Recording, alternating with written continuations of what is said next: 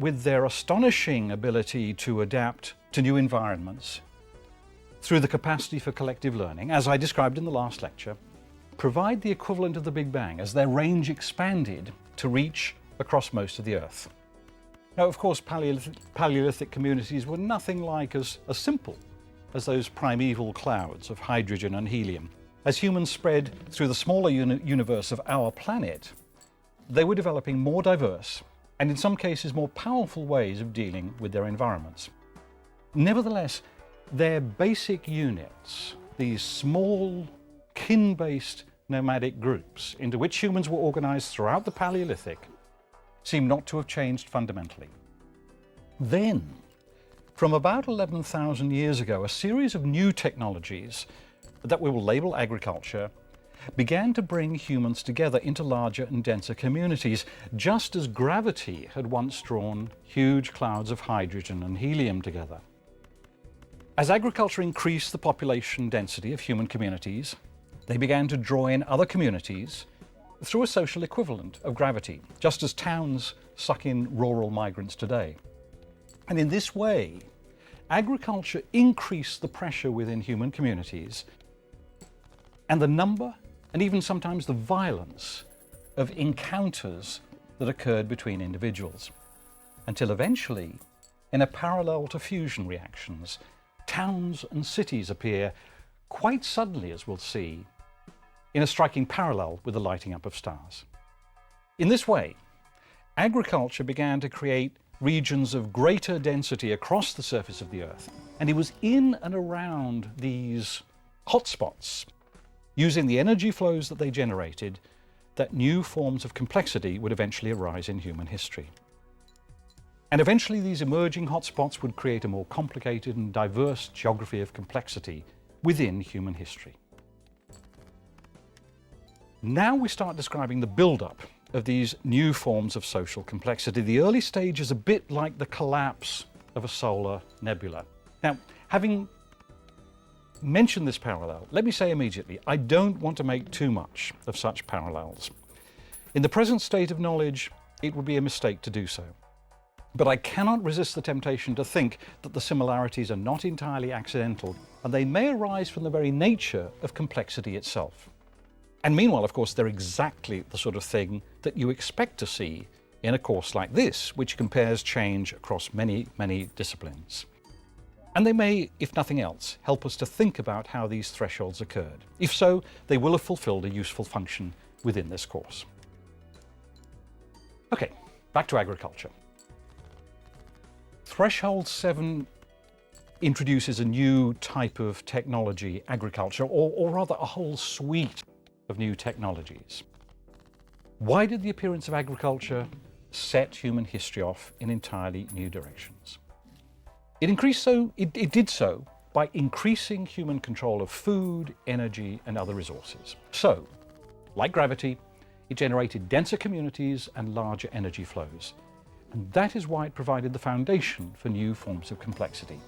And that's why we regard the emergence of agriculture as a major transition in this course. So in this lecture, I want to define the nature of agriculture, give a very brief chronology for the appearance of agricultural societies, and discuss the impact of agriculture on human history. Let's begin with some chronology and periodization again. I want to define the early agrarian era. The appearance of agriculture marks the appearance of what I'll call the early agrarian era. This is the first of two subdivisions of the agrarian era, and we've seen the agrarian era is one of the great divisions in this course. The second subdivision of the agrarian era I'll call the later agrarian era, and it begins, at least in some parts of the world, about 5,000 years ago with the appearance of the first large cities and states. Now, the early agrarian era begins with the appearance of agriculture. So we can define it as the first era in which there were communities that supported themselves mainly from agriculture. The first era of human history in which such communities existed. Now let's look at some dates. Seen globally, Seen across the entire world, the early agrarian era lasted from the appearance of agriculture more than 10,000 years ago until the appearance of the first agrarian civilizations, until cities and states appeared just over 5,000 years ago. However, in many parts of the world, agriculture appeared later, and so did agrarian civilizations. So dates for the era vary significantly in different regions. And to explain this, it might be helpful to introduce an idea that we're going to make a lot of use of later on, and that is the idea of world zones. To understand the agrarian era, it'll help to think of the entire world as divided into 4 major world zones, whose histories were so different that they might as well have taken place on different planets. They were zones in which history played itself out without any significant exchange between them.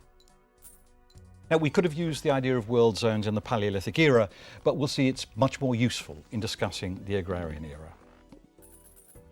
What were the 4 zones? They were, first, the largest and oldest, the Afro-Eurasian zone. It includes the Eurasian landmass and Africa, because of course the 2 continents were joined.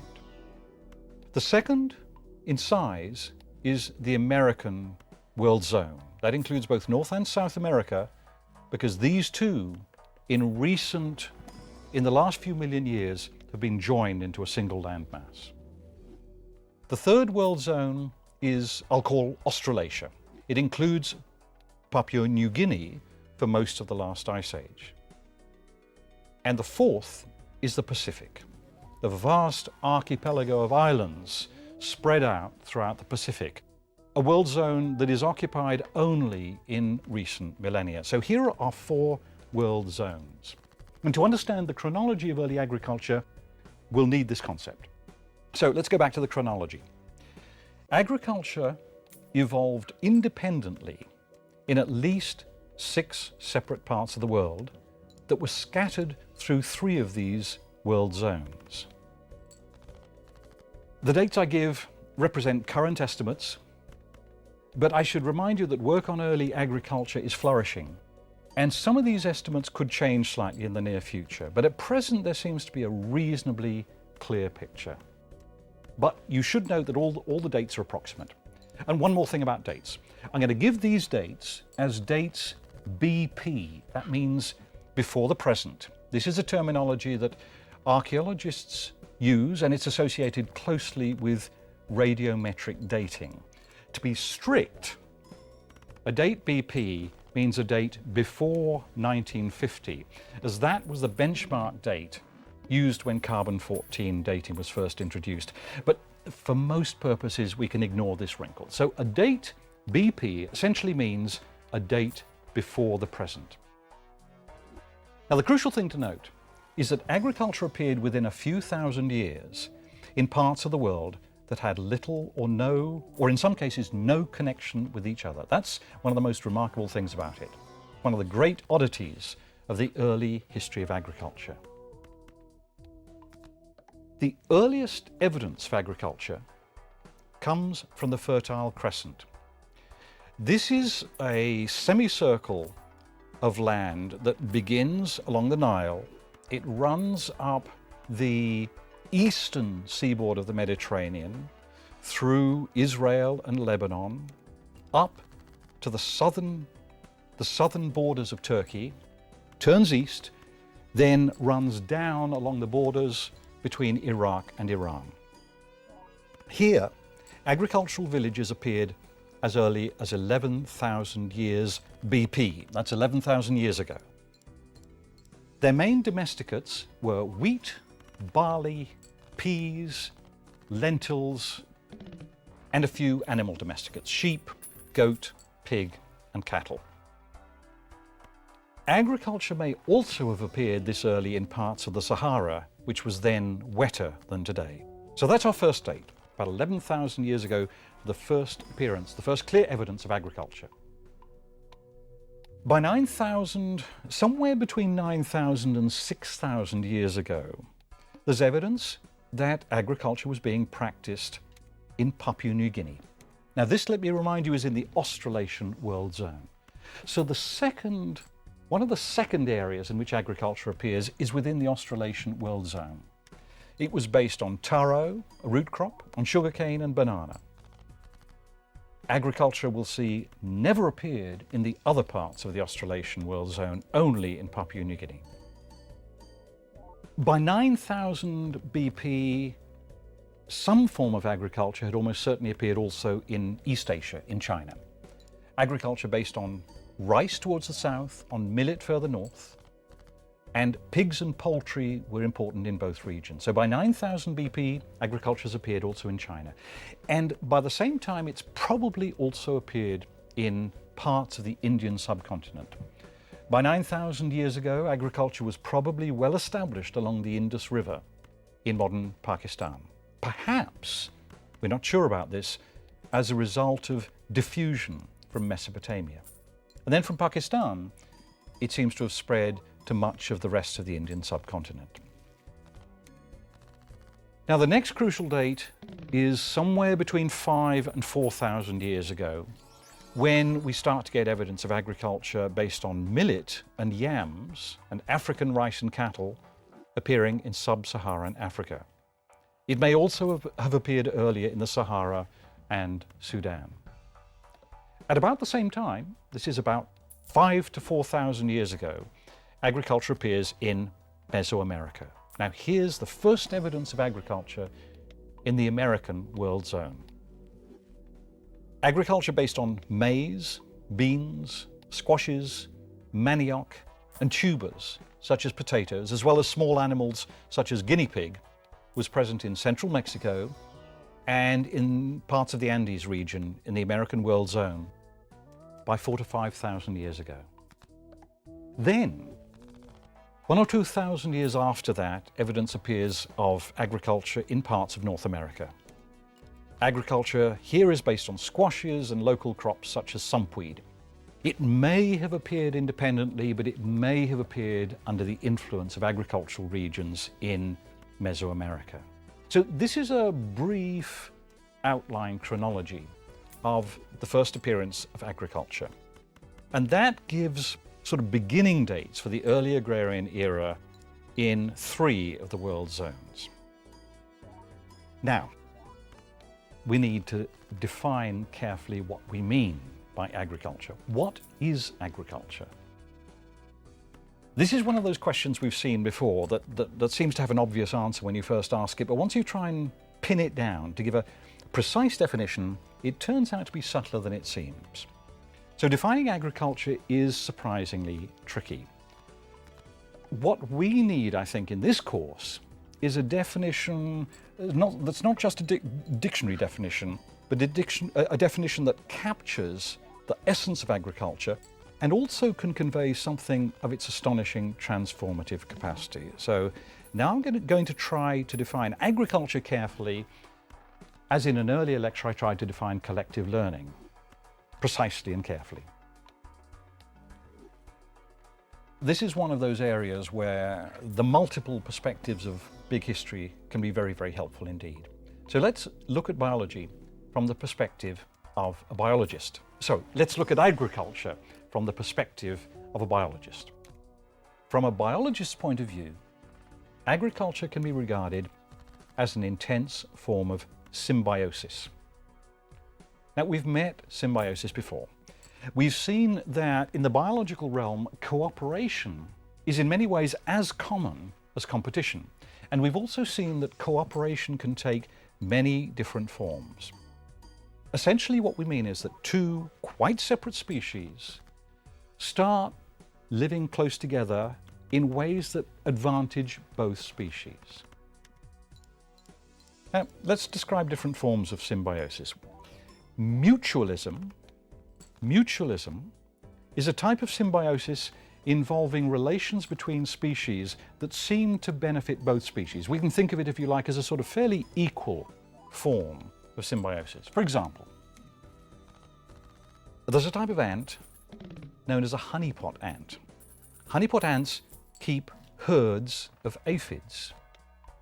They protect them, they help them reproduce, And they also extract honeydew by stroking them with their antennae. Now, it's clear what advantage the ants get from this. They get food, honeydew, just as we milk cattle. But what benefit do the aphids get? Why should we call this mutualism? Well, they lose a lot of freedom, but they're protected and they're helped to reproduce. So the species as a whole does pretty well.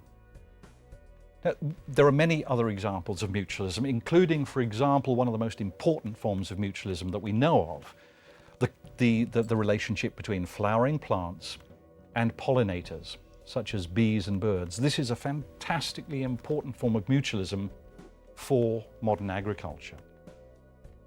Other forms of symbiosis, such as parasitism, seem to benefit one organism much more than the other.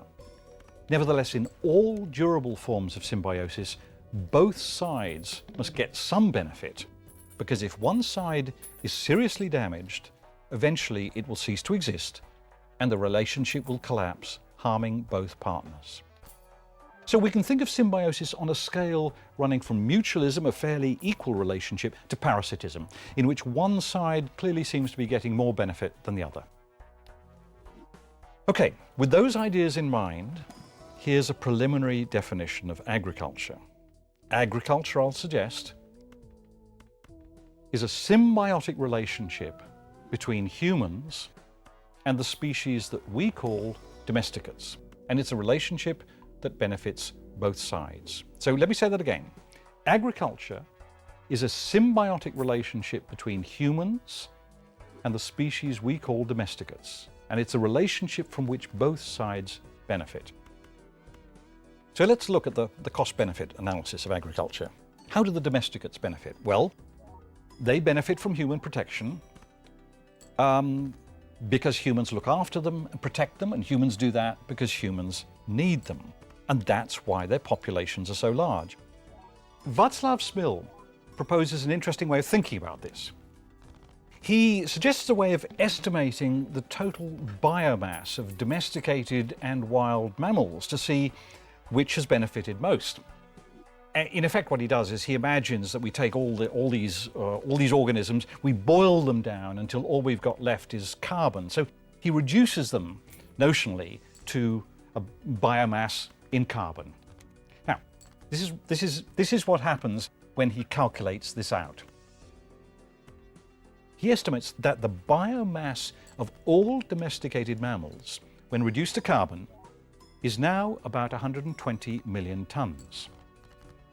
The biomass of wild mammals on Earth today is only about 5 million tons. Now, immediately that gives a very striking demonstration of the evolutionary benefits to domesticated animals of being domesticates. Now, many domesticates could no longer survive without human help. This relationship has become so close that it's a matter of life and death, certainly for the domesticates. Maize can't seed itself. Domestic sheep are now pretty helpless against predators without human protection. How do humans benefit? Humans benefit because humans receive food and other services from their domesticates. If maize or sheep were to vanish overnight, millions of humans would suffer serious starvation. We are very dependent on this relationship too. Now, once you get species that are this dependent on each other, what tends to happen is that they, in the language of the biologists, they co-evolve. As one changes, so do the other. So what's happened is that we and our domesticates have co-evolved. We've slowly changed, sort of in lockstep with each other. But the co-evolution takes different forms for humans and domesticates. Domesticates have mostly changed genetically. Domestic cattle, for example, are smaller and more tractable than their wild ancestor, the fearsome aurochs. Aurochs survived until the 18th century, incidentally. These were seriously fierce, dangerous animals. Or compare another example. Compare wild and domestic sheep. The wild relatives of sheep, such as the thin horns of the northwestern United States, are intelligent, athletic, cunning. They're well able to defend themselves against, or to escape at least, from some pretty ferocious predators. Frankly, they're pretty magnificent beasts. Now, can we say the same of their domestic cousins? I don't want to be too hard on domestic sheep, but I don't think so. They are, frankly, stupid, slow, fat, and more or less incapable of defending themselves. Why? Why should they evolve to become stupid, fat, and incapable of defending themselves? And the answer is because that makes them meatier, woollier, easier to manage, and therefore more attractive to humans who protect them and look after them. So both sides benefit. But while the domesticates have changed genetically, humans have mostly changed culturally. In a sense, therefore, we can say that humans too have been domesticated. Certainly from the point of view of surviving foragers, the life of farmers often seems little better than that of domestic cattle. Farmers are genetically more or less identical to their Paleolithic ancestors, but they have very different life ways. They've evolved culturally rather than genetically. However, I should add that even humans have undergone some genetic changes. For example, genes allowing adult humans to digest raw milk seem to have spread very rapidly amongst farmers that also depend quite heavily on the herding of livestock and that milk their livestock. So in summary, we've been discussing what agriculture is, and I've argued it's a symbiotic relationship in which humans help favored species to reproduce in return for food and other services. The domesticates evolve genetically, humans evolve culturally. Now let's ask why agriculture had such a transformative impact. Why does it count as a fundamental threshold in this course? Now here I'm going to offer a very general answer. The more detailed answer we're going to see in the course of subsequent lectures. Agriculture transformed human history, above all, by increasing human control of energy and resources. Now we've seen that humans, by their very nature, are fantastically good at finding new ways of getting energy and resources. Agriculture marks a very sharp acceleration in this process. It's a sort of energy bonanza. It generated massive new energy flows. How? What happens with agriculture? Well, here's a way of describing agriculture that may convey this. What farmers or agriculturalists do is this. They clear away species that they can't use. Now, we call these species weeds or pests, but of course in an objective sense they have as much right to exist as anyone else. That's simply, we use those terms because we can't use them, we don't want them. So you get rid of them, you remove them, you hunt them down, you move them from the soil. And we do that to increase the production of those plants or animals that we can use, which we call domesticates. Now this activity, removing species we don't like, increasing production of those we like, very often reduces total biological productivity. But what it does for us is it channels more of the sun's energy captured through photosynthesis into species that we can use. The result is an increase in our species' share of biospheric resources. I hope you see that agriculture seen like this counts as a successful grab for more energy by a single species. We're increasing the amount of biospheric energy and resources that come our way. Now, another way of putting this is to say that agriculture implies intensification. I described the extensive technologies of the Paleolithic era and how they allowed human populations to spread to new regions without ever increasing the density of human populations. The intensive technologies of the agrarian era work in a very different way. What they do is they allow more humans to live in a given area. This is how agriculture increased the social pressure within early human communities.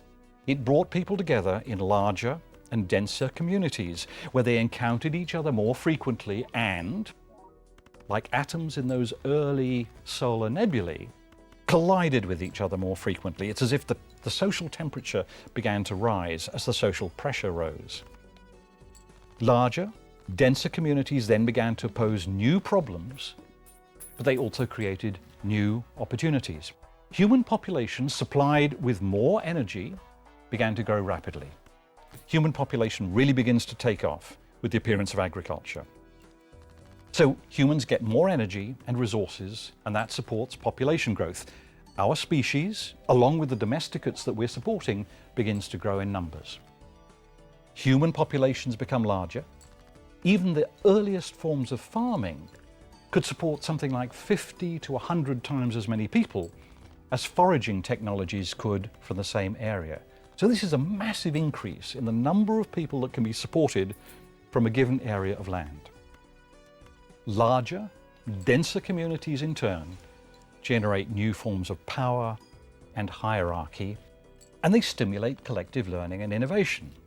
After all, living in a permanent community of 10,000 people is a very different thing from living in a mobile community of just 10 or 20 people. More ideas are being exchanged. This increases the synergy of collective learning, but also in the larger community, it was impossible just to relate on personal terms now because you don't know most people. So new rules are necessary to govern relationships between people who barely knew each other. People had to be classified in new ways so that strangers knew how to deal with each other. So in these large communities, all the rules began to change. And these changes accelerated social change, and they began to transform human societies. Niles Eldredge, Stephen Jay Gould's colleague and one of the pioneers of the theory of punctuated evolution, writes of agriculture.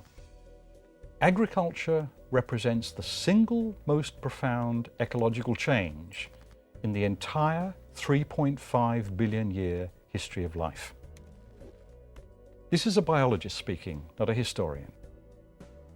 Now, I'll leave you to decide whether this is too much of an exaggeration, but I quote him to suggest just how striking this change may appear in the eyes of a biologist who spent a lot of their career studying the evolution of life on Earth. Now, in summary, we've seen that agriculture is a symbiotic relationship between humans and animal and plant domesticates, whose effect is to increase the resources available to both sides of the relationship. By doing so, by supplying humans suddenly with a very considerable increase in energy, it allowed greater complexity, certainly among humans, who after all played the dominant role in this relationship. In this lecture, I've discussed what agriculture is and why its impact was so revolutionary. Now, with a very clear understanding of what agriculture is and why it counts as such an important threshold, we can ask the question, why? Why did agriculture appear in so many different parts of the world from about 10,000 years ago? Thank you.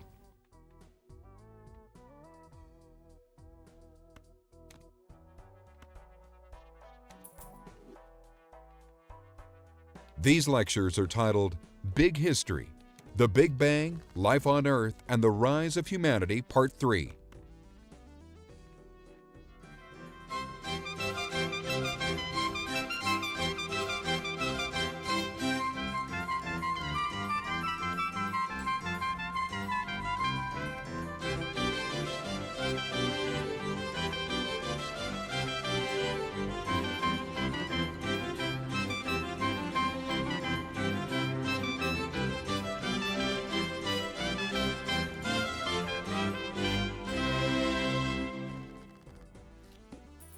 In the previous lecture, I took time out to try and define agriculture, and we saw that defining it is quite a subtle problem. So it was worth taking a fair bit of time to explain what precisely the nature of that threshold was.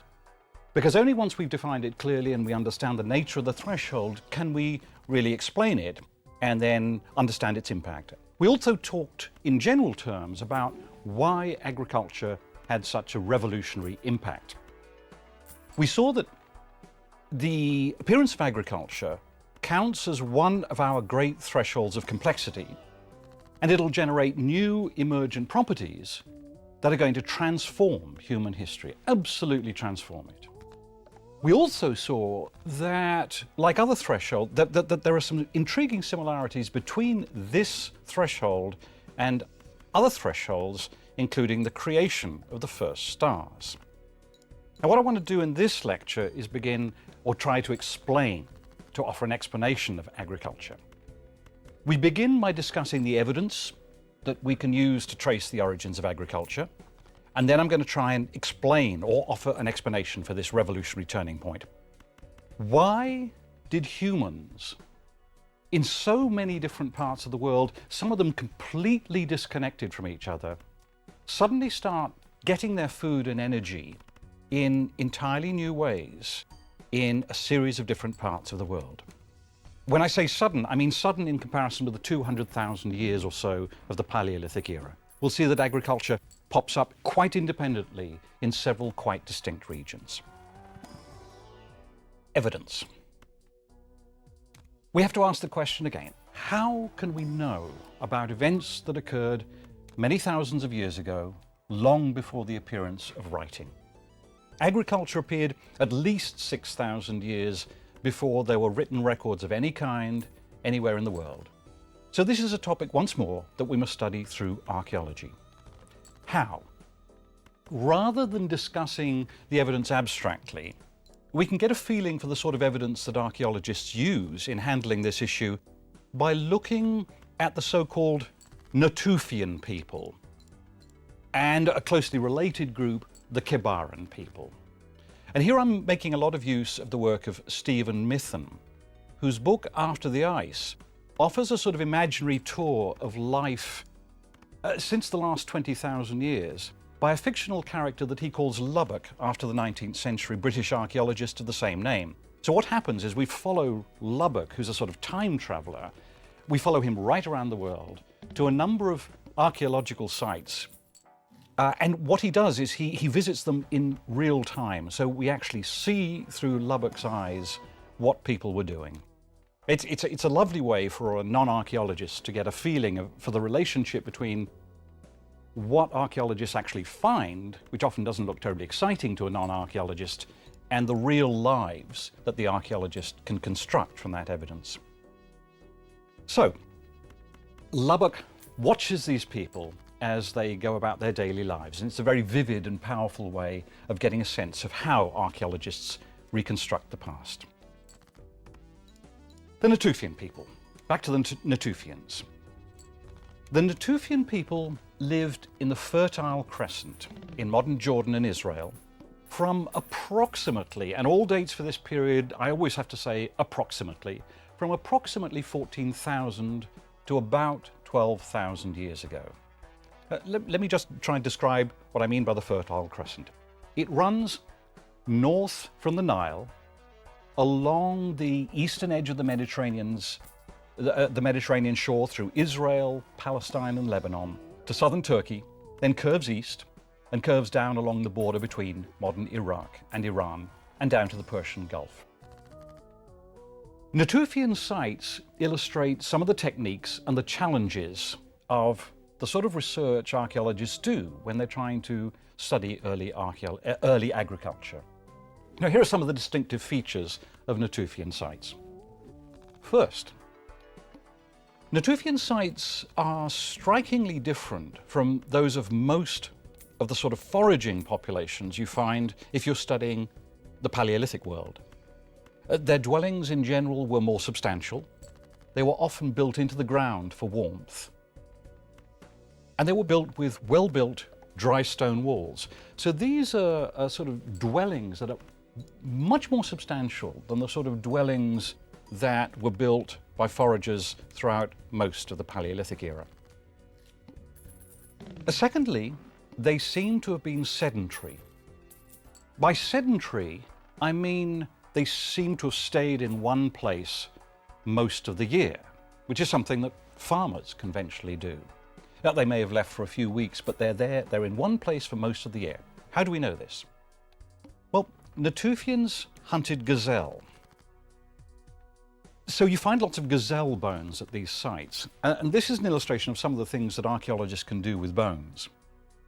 You can tell from the growth bands on the gazelle teeth what age they were, and what time of year they were hunted.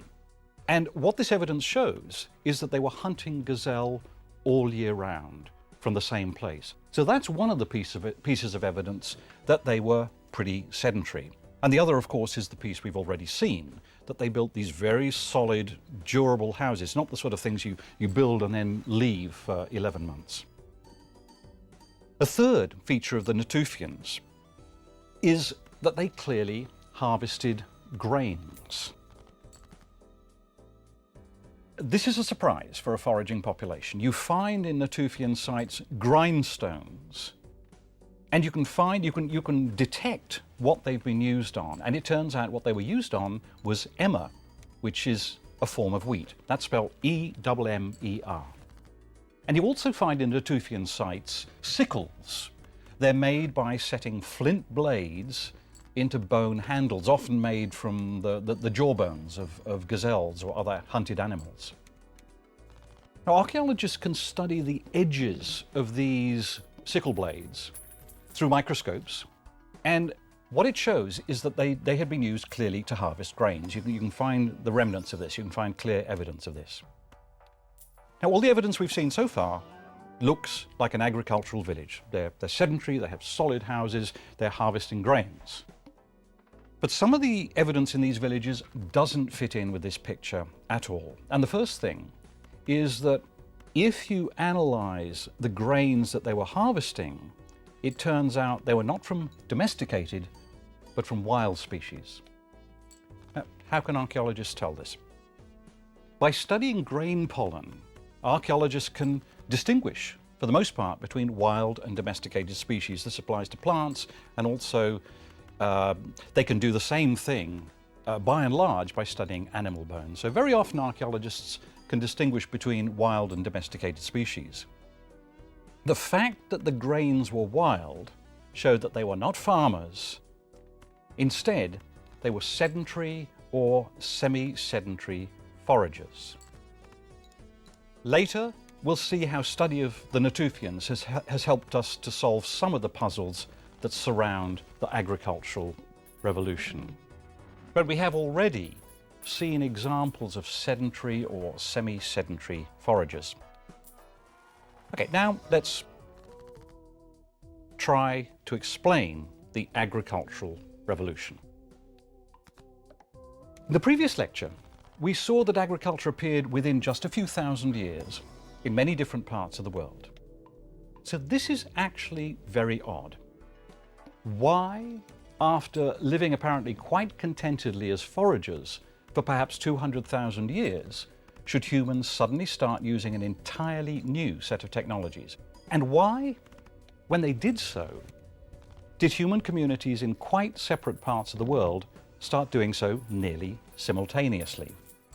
The simultaneity of this is very strange indeed, and any decent explanation of the agricultural revolution must attempt to explain it. Here's a quotation from two recent researchers on the subject of early agriculture, Price and Gebauer.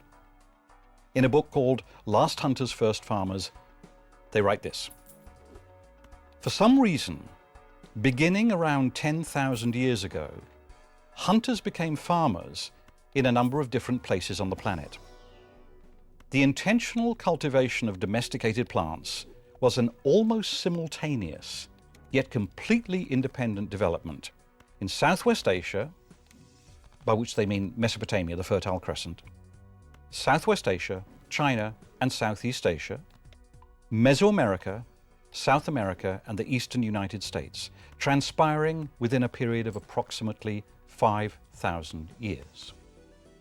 That's the problem we have to explain agriculture. Why this odd simultaneity? Now let's immediately rule out two explanations that might be tempting. Let's begin with extraterrestrials. This is one that I found I'm always going to have to deal with when teaching this subject.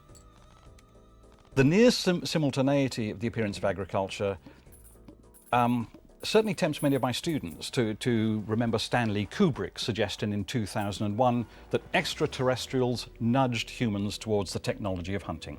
So let's just clear this one out of the way straight away. You remember 2001, you remember the monoliths, that they nudge humans towards civilization of some kind by planting ideas in the minds of hominines of various kinds.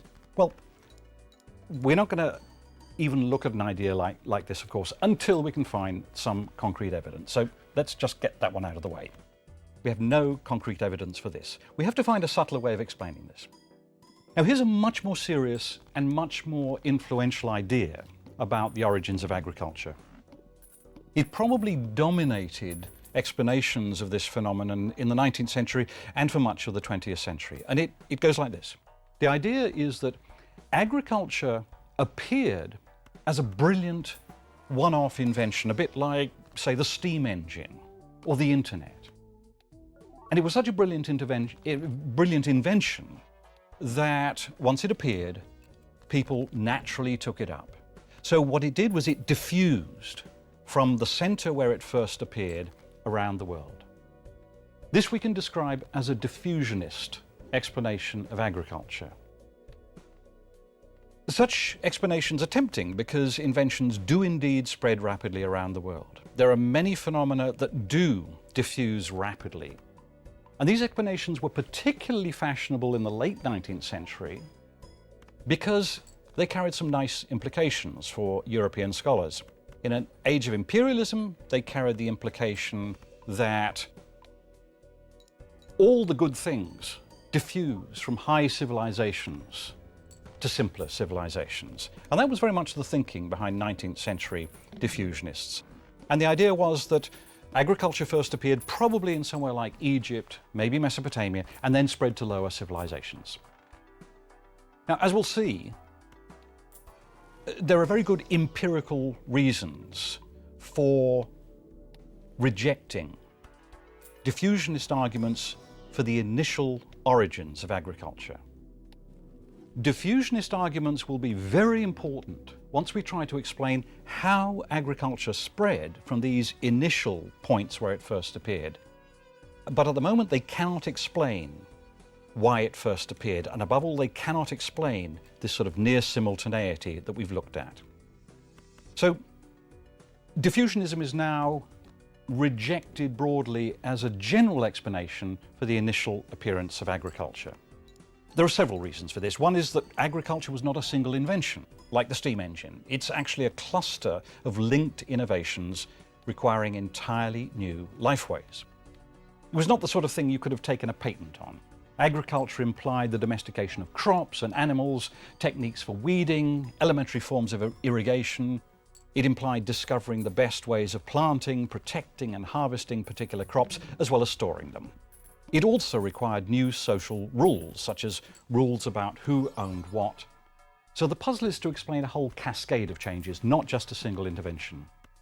Besides, we'll see that agriculture did not necessarily improve living standards. It was not necessarily so attractive that every foraging community that learnt about it was bound to take up agriculture.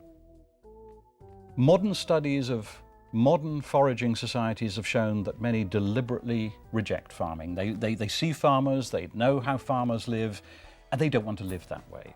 So we shouldn't assume without careful thought that agriculture necessarily represents an improvement in the way people lived. Archaeological evidence suggests that those foragers who rejected the agricultural lifeway, they've had some good reasons for doing so. For many early farmers seem to have suffered from poor health and nutrition. We can tell this from archaeological evidence, such as an increase in the number of stress lines in the bones of early farmers and a decline in average height.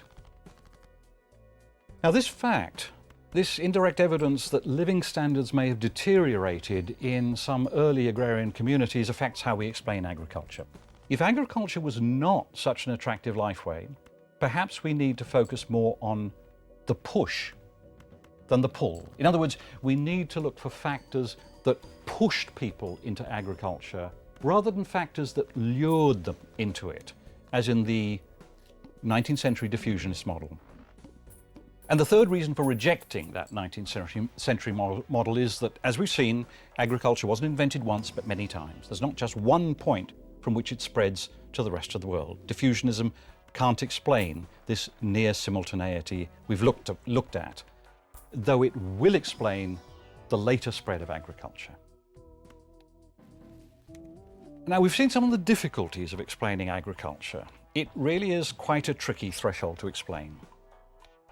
Modern explanations include several interlocking factors, and I have to admit straight away there is as yet no completely uniform consensus on exactly what is the best way of explaining how agriculture first appeared. There's still plenty of room for debate on the issue. However, most explanations refer to the same basic factors, even if they may link them in slightly different ways. Here, I'll propose a possible explanation in five main steps just to try and clarify the logic of the argument. Unlike some models you may come across, you should note that this is a push model. It assumes that, by and large, humans were eventually pushed into agriculture rather than lured into it. Something happened that forced them to take up agricultural lifeways. It's not a pull model like the diffusionist argument we've just been talking about. Okay, here are our five main steps in trying to explain the initial appearance of agriculture. The first of them is pre-existing knowledge, by which I mean that modern studies of foraging communities have shown over and over again that they have an immense amount of knowledge about the organisms surrounding them, the plants and animals, particularly those that they use for food. They have an immense amount of knowledge, and very often that knowledge includes knowledge about how to increase the production of this particular plant or this particular animal. We've seen that fire stick farming, for example, is an example of ways that foragers could increase the productivity of a particular area. The problem, therefore, is not knowledge. It's not that foragers didn't know many of the things you need to know in order to farm. They had the knowledge, so it looks as if they simply didn't need to intensify production. So the problem is to explain why foragers suddenly start applying this knowledge much more vigorously. The knowledge was not new. The puzzle is why they begin to apply it on a large scale. So that's the first step. A lot of the knowledge you need for agriculture already existed. Now the second step. The second step is the distribution of potential domesticates. Some animals and plants can be domesticated quite easily. Wheat is an example. Others can't be domesticated so easily. Kangaroos are an example of that. So the exact way that animals and plants were distributed may help us explain the geographical distribution of early agriculture. In some regions, there were organisms that could be turned into domesticates very, very easily indeed. In other areas, it was tougher. Jared Diamond has pointed out in his bestseller Guns, Germs and Steel that the Fertile Crescent, where the Natufians lived, had a remarkable number of species that can be domesticated with only fairly minor changes. So this is the second point. Other regions had fewer easily domesticated species. The Americas, for example, had far fewer promising animal domesticates.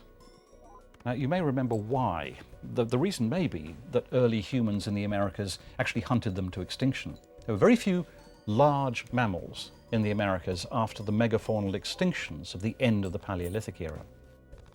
So perhaps the availability or non-availability of easily domesticable species in an area may help us explain why it appeared in some regions rather than others. It's sheerly a matter of luck, the sort of organisms around you. That's the second factor. So we've looked at pre-existing knowledge and now the geography of domesticates, a third factor. Population pressure. Now here's where the analogies with star formation are most tempting. Population pressure is similar to the build-up of pressure that created the first stars in the earliest solar nebulae.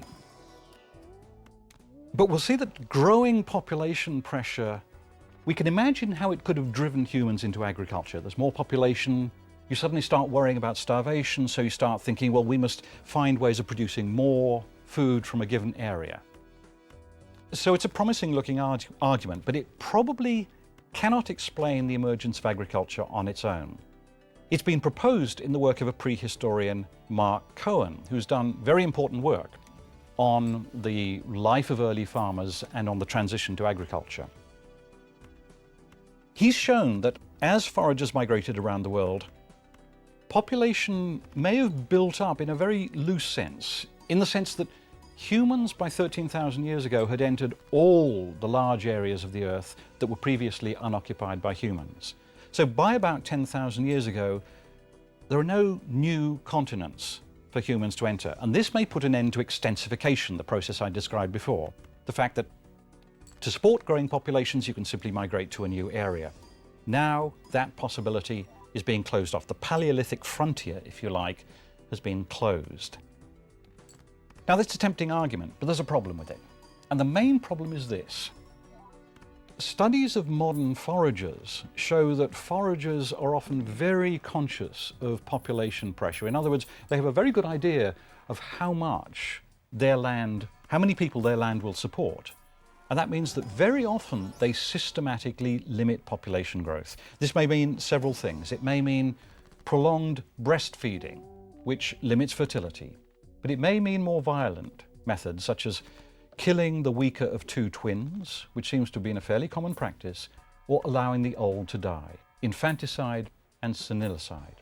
Now, if that's true, it means overpopulation shouldn't have been a problem.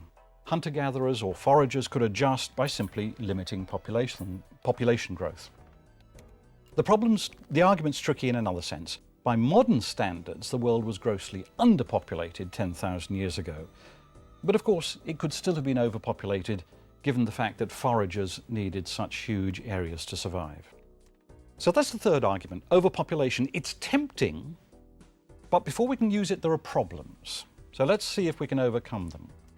Here's the fourth factor, and this may be a way of explaining how population growth worked. Sedentism. Sedentism as a cause of population growth. Here the Natufians may help us solve the riddle. They settled down, we saw. They were foragers, but they settled down. And once they settled down, their populations began to grow fast. We can see this in the rapid spread of Natufian villages in the Fertile Crescent. Why would their populations grow? Well, this was probably because once you're settled down and you have this abundant resource, this wheat and these gazelles around you, and you don't need to carry the old or the very young, there's less need to limit population size. So once you're sedentary, perhaps population's going to start growing more rapidly. Okay, so that's the fourth factor. Sedentism may lead to rapid population growth, which may force them to start looking for new ways of getting food. But why would they settle down? Now that takes us to the fifth part of this argument, the fifth step. And here we introduce the one factor that we know affected the entire world and is therefore the best possible explanation for the simultaneity of this, and that's climate change. The last ice age reached its coldest stage about 20,000 years ago, and after that, climates began to get warmer, particularly after about 14,000 years ago. By 11,500 years ago, after a brief cold snap, they had reached temperatures similar to those of today. And during the interglacial of the last 10 to 11,000 years, climates have generally been warmer, wetter, and more stable than those of the ice ages. Now, this fact affected the whole world, but how could this have triggered more sedentism and more population growth? Well, here's a possible argument. One way of dealing with this is associated with the work of two Californian scholars, Peter Richardson and Robert Boyd. Now, what they argue is actually the simplest argument of all. It is that during the Ice Age, climate change was so erratic that sustained agriculture was simply impossible. You couldn't do it during the Ice Age. So their argument is, well, once you get stable, warmer climates, Foragers knew how to do agriculture. It was simply impossible before, so it's no surprise they start doing it. So their argument implies that perhaps climate change is virtually the single key factor in the origins of agriculture. As soon as agriculture became possible, humans started doing it. Now, any argument, as we've seen, for which climate change is crucial is attractive because climate change is a global phenomenon. But this argument on its own isn't quite going to work, particularly if we're not persuaded that foragers are going to like the idea of farming. So here's another approach: Gardens of Eden and the trap of sedentism. Warmer, wetter climates undoubtedly led to regions where certainly plant growth, but also animal populations were more abundant than they'd been during the ice ages. So this may have meant there appeared sort of pockets which archaeologists describe as Gardens of Eden, areas of great abundance. Now, modern studies of foragers suggest that when they find such regions, foragers will often become more sedentary. And foragers who become sedentary are often described as affluent foragers. They're found in environments of exceptional ecological abundance. The classic example here is the northwest coast of the USA, where many foragers settle down, relying on the abundance of resources such as salmon. So this may explain why groups like the Natufians began to settle down. But this can be a trap, and I'll call this the trap of sedentism. Once you're sedentary, populations start growing. And this is going to mean that within just a few generations, you're going to find that what seemed an environment of abundance is now an environment of scarcity. You have to increase food production in order to feed everyone. So sedentary foraging communities who've now lost probably many of their traditions as foragers find they're going to have to increase production. There's probably not spare land around them. They're going to have to tend their crops more carefully, water them, weed around them. In short, they're going to have to become farmers.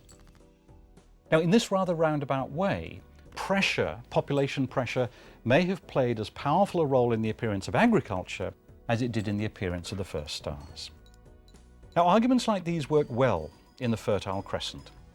Natufians almost certainly had a good understanding of natural plants. They lived in a region with many promising domesticates. We know that as they became sedentary, populations grew rapidly. We know that warming climates may have encouraged them to become more sedentary. And finally, we know that farming villages appeared quite rapidly after a period of cooler climates, which put a lot of stress on local populations from about 11,000 years ago. So, the argument works well in Mesopotamia, in the Fertile Crescent. Elsewhere, the mix of elements may be slightly different, but by and large, you should expect to find most of these factors wherever we find early agriculture. In Mesoamerica, nomadic foragers may have cultivated crops of maize before they became fully sedentary, but with these slight differences, the story may hold up in most parts of the world. Thank you.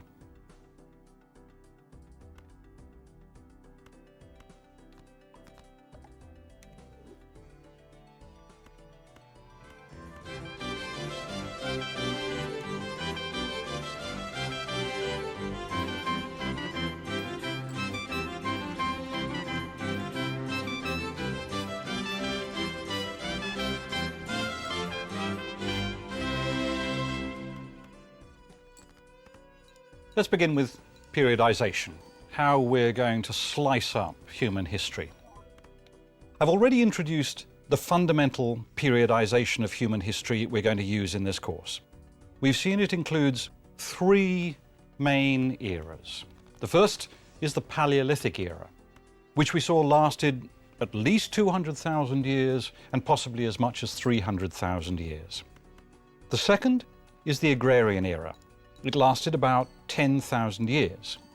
And the third is the modern era, which will last just a few years. Of course, we haven't reached the end of it yet. Now I need to clarify an important subordinate periodization within the 10,000 years or so of the Agrarian era. I'm going to divide the agrarian era into two main sub-periods. The first is called the early agrarian era, and the second is called the later agrarian era. Obvious titles, and I hope very clear. In this lecture, I'm going to focus on the first of these sub-periods, the early agrarian era. The early agrarian era is that part of the agrarian era before the appearance of states and agrarian civilizations. That's probably the simplest way of defining it. The remarkable thing about this era is that it seems to have largely vanished from many accounts of world history, even though it lasted for at least, as we'll see, 5,000 years. Now, that is as long as the time between the appearance of the first agrarian civilizations and today. So it's a very long and important period of time. One of the advantages of the wide-angle lens that we use in big history is that though sometimes you may get the sense that we lose the details, the specifics, what it can do is often see some rather large phenomena that can be easily overlooked with a small-angle lens. And one of these is the early agrarian era. Frankly, how can you lose 5,000 years of human history? I think I know some of the answers. One reason may be that historians are sometimes too keen to move from the introduction of agriculture to the great agrarian civilizations that this new technology eventually made possible. Another reason may be that only with the appearance of agrarian civilizations about 5,000 years ago do you start getting writing, and with writing you get written evidence. And of course, historians are trained to use written evidence. So this may be why historians find it very tempting to just skim over the early agrarian era, on the assumption, presumably, that not much happened. I'm going to try and demonstrate the opposite. So we're going to stay a bit longer